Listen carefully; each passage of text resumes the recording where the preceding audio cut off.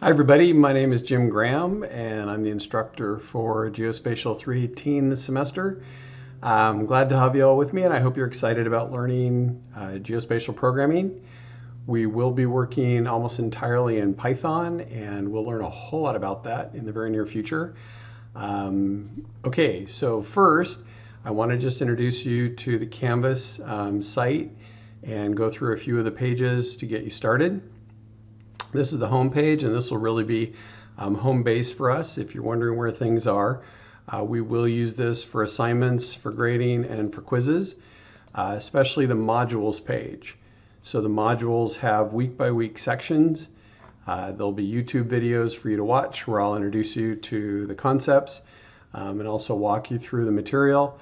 Then there'll be assignments, usually one per week. And then there'll be a quiz to cover the material that's on the web resources and in the videos. And then there'll be other information as needed. And over the course of the semester, I may just go ahead and add some. We are changing this course a fair bit. We're starting off with something called SpaPy or Spatial Pi. It's a library that was written by myself and students in this class to help make spatial Python programming easier. So that'll be pretty exciting. We won't actually get into that this week, but we will the following week, second week. Okay, so on the home page, you'll see that there is the GSP 318 website. Now, this is the one I used last year, and I've changed the order of the modules. So you don't need to look at this as a week by week, but we will use this as a reference for your week by week modules for what to cover. Please go to modules, and this may change depending on how the class goes, since this is the first time I've started with SpaPy, but we will follow those modules week by week. Also, we'll talk on Tuesday a little bit about installing your own version of Python. Until then, please use the virtual lab at HSU, and if you have trouble getting to the virtual lab or any kind of problems with an internet connection or your equipment, please do not hesitate to go to its.humboldt.edu and scroll down and you will see there's submit a ticket. We have a great IT department that are absolutely determined to make you as successful as they can. Oops, sorry, I see my URL was not in the window. So there's the URL, its.humboldt.edu. Great group of folks that are giving us really good support.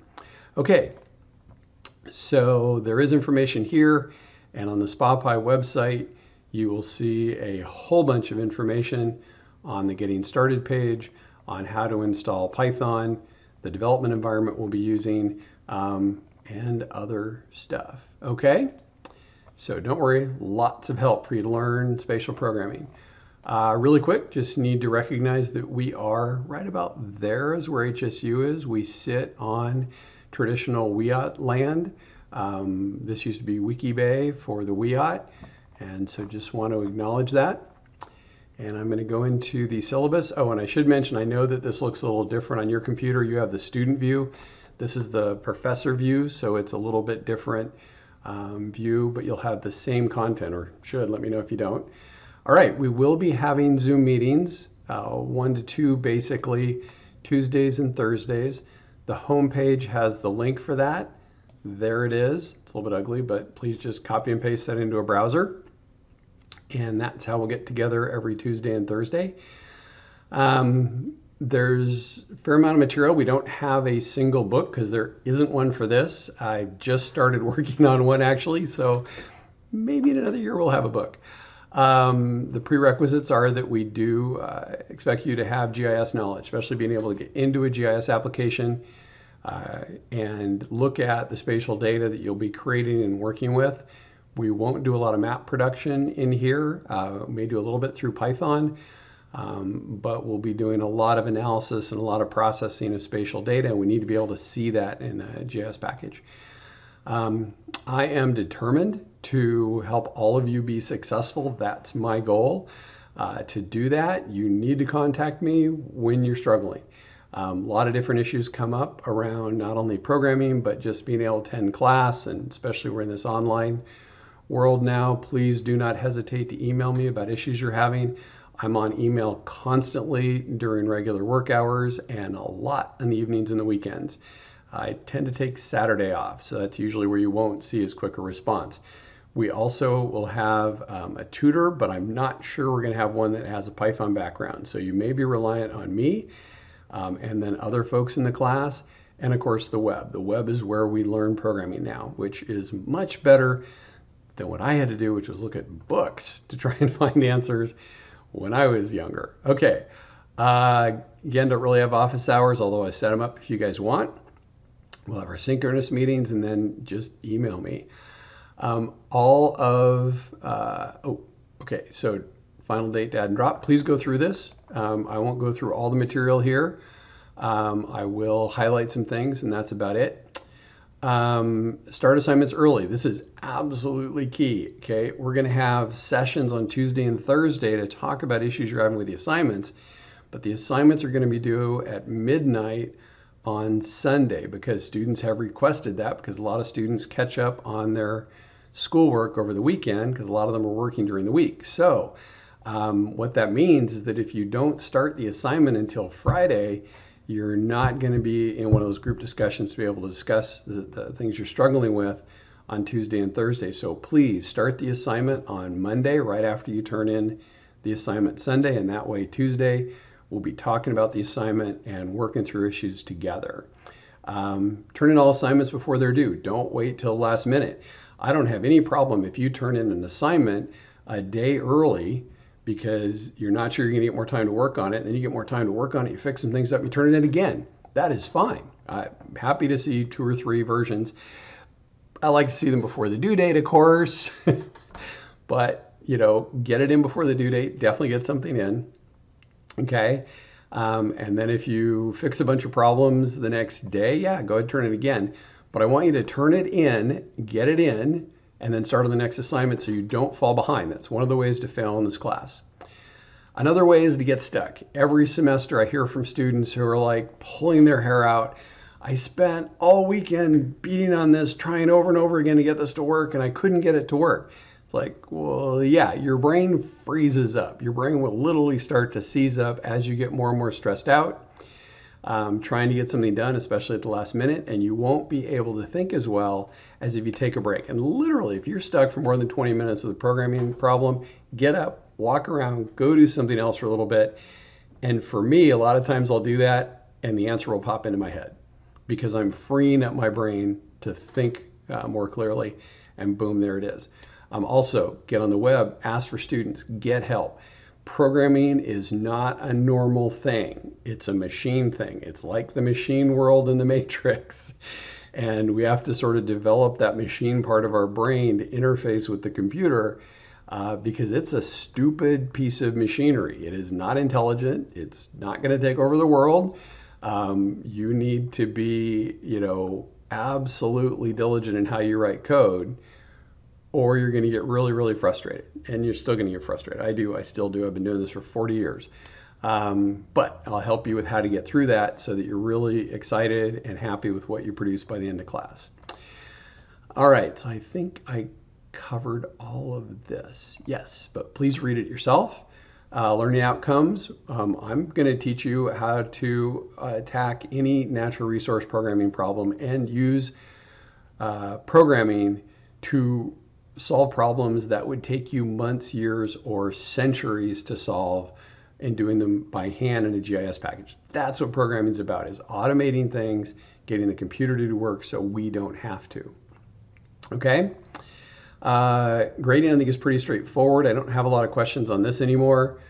The assignments are the big thing. You'll have assignments every week. That's a big deal. Quizzes only 20%. That's still, you want to get the quizzes. And honestly, the quizzes are fairly easy if you're following the material along as you go. Notice 30% for your final project. That's a pretty good chunk. Now, don't worry about your project yet. We'll talk about those and start working on them toward the middle of the semester because you haven't done enough Python yet to figure out what you want your project to be. So we'll talk about those a little later. And instead of doing midterms or finals, you'll do projects and you'll present them at the end of the semester. And then there's 10% for professionalism. That includes attending and participating, as well as the nature of the emails that you send to me. Please be in the synchronous sessions if you absolutely can. Get things in on time. When you email me, do so in a professional and appropriate way. We'll talk a little bit more about that because that really speeds up how quickly I can get you help.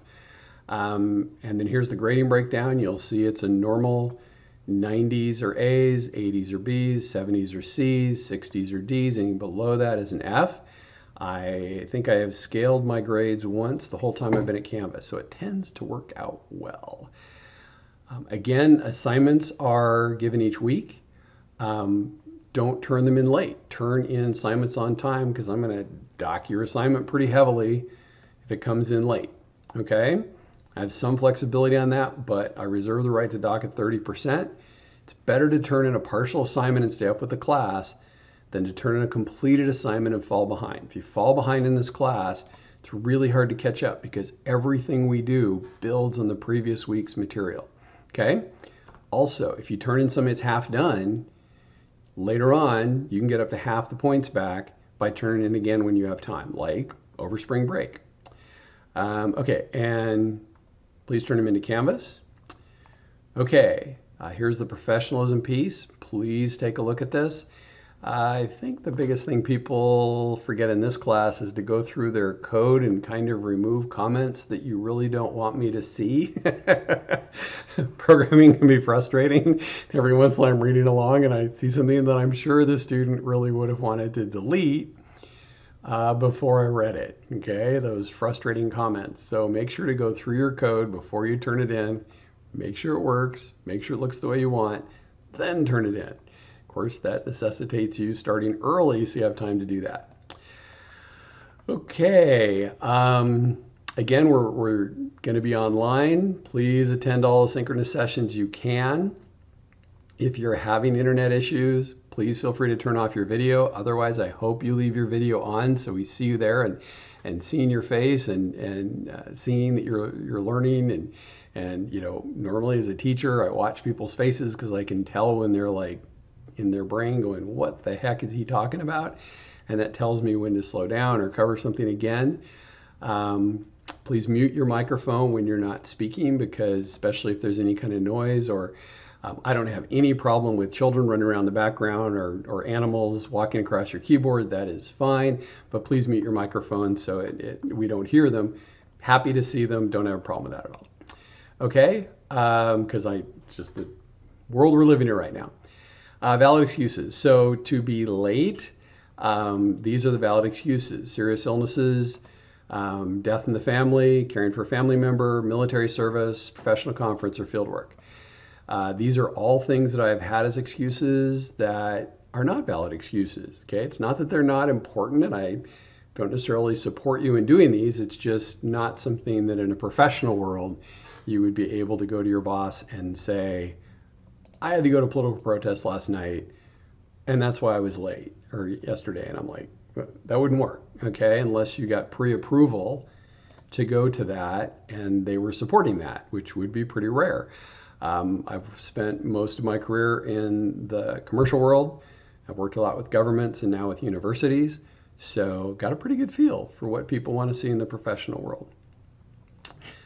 Quizzes, I think the quizzes are pretty easy as long as you're going through the material. I recommend go through the quiz as you go through the material. And then they should be fine. We'll talk more about final projects later.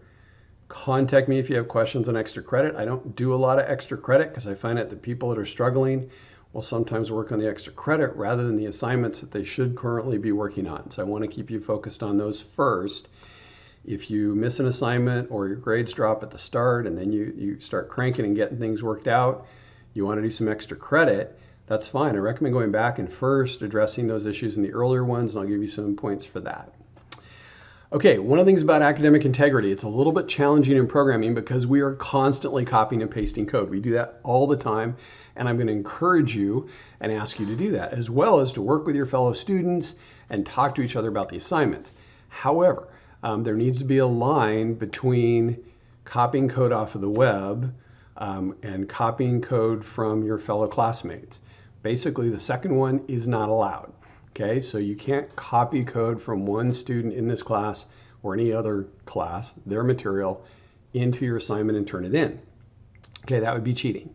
You can take stuff from the web, and I will encourage you and talk about how to do this, and copy and paste it into your Python code, okay? However, you need to cite that. Otherwise, okay, that's plagiarism. So not only for this class, but in general, you need to cite your sources. Now, there's times when that's appropriate and times when that's not, and we'll talk more about that. Basically, at the start of the class, I want you writing code. The more time you're writing code, the more time you're typing on that keyboard, the quicker you're going to learn Python and become comfortable with it. So we're not going to do too much copying and pasting at the start, but a month in, we'll be copying and pasting like crazy, okay? And then if you cheat, I catch someone doing that, I give you 0 and notify Vice President Student Affairs, but let's just not go there, okay? Everything else, campus policies and resources are in this link. What I want you to know is I am here to help you, and that's my goal. All of you, everyone who's in this class. Some of you are going to have programming experiences and that's previously, and you're going to find this class fairly easy. I'm sorry, but I'm not going to spend a lot of time with you because I need to spend time with those students who don't have programming experience. And in fact, I'd love to have your help in working with those students and helping them get up to speed quicker so we can all be successful. That's my goal, is to get this whole class to be successful in learning to program for you, because I care about students, and also because I care about natural resource management, and we need more programmers out there.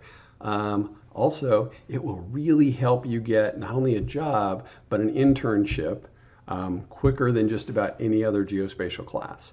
So a lot of value to it, and it adds a little bit of additional money to your salary. So lots of good reasons to program. Okay, make sure to put your name and date on all the documents you turn in so I know whose they are. Now, of course, they're turned in Canvas, but I still want to see your name, and I tend to download them. So when I'm downloading them and grading them, it's good to see your name so I can quickly grade. 20 minutes, again, longest you should try to solve a problem before you get help is 20 minutes. Some of you will refuse to do that and will spend days. I don't know what else to do other than say 20 minutes. Lots of folks want to help you. Don't turn in assignments late. Turn in whatever you've got and keep going. And then work in teams, but turn in individual work. Okay, so work together, but make sure you do your own work. Cite everything you use from other sources, and spend time practicing and playing with programming. It's fun, honest. All right, looking forward to meeting all of you on Tuesday.